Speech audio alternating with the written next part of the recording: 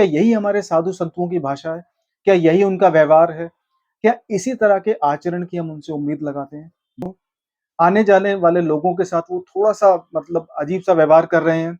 भगवत गीता का ये श्लोक जो मैंने पढ़ा है, वो यही कहता है कि एक सिद्ध पुरुष, एक हर हर महादेव, जय बजरंगबली।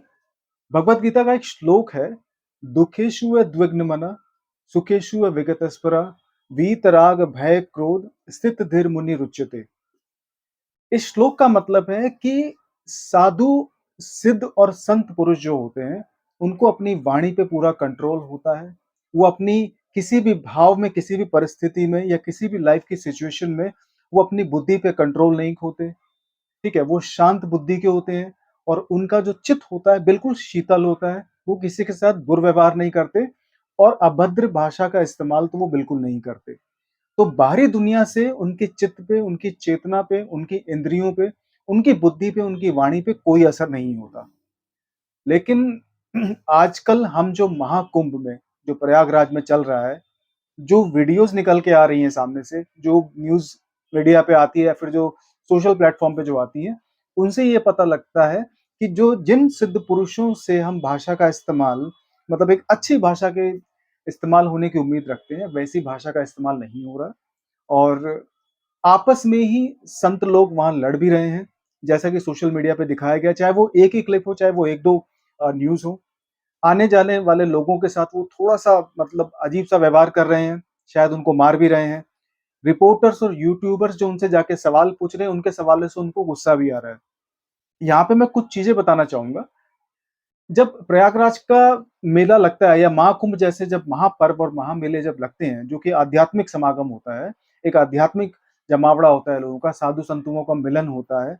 एक साधारण व्यक्ति को भी वहाँ जाके साधु संतों का, नागा साधुओं का, महापुरुषों का आशीर्वाद लेने का मौका मिलता है।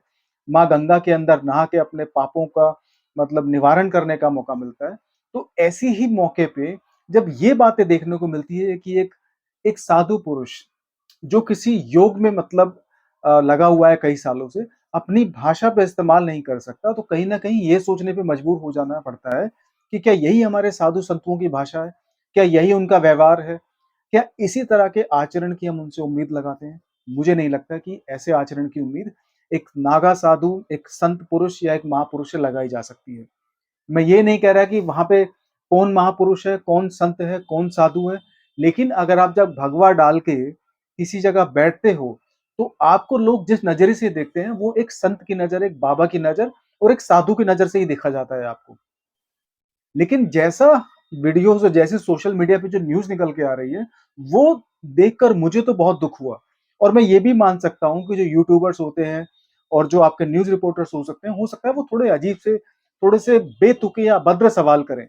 लेकिन उसके बावजूद भी भगवत गीता का ये श्लोक जो मैंने पढ़ा है, वो यही कहता है कि एक सिद्ध पुरुष, एक शांत चित्त वाला व्यक्ति जो जिसको साधु या जिसको संत कहा जाता हो, जिसको बाबा कहा जाता हो, उससे ऐसे व्यवहार की उम्मीद नहीं लगाई जा सकती।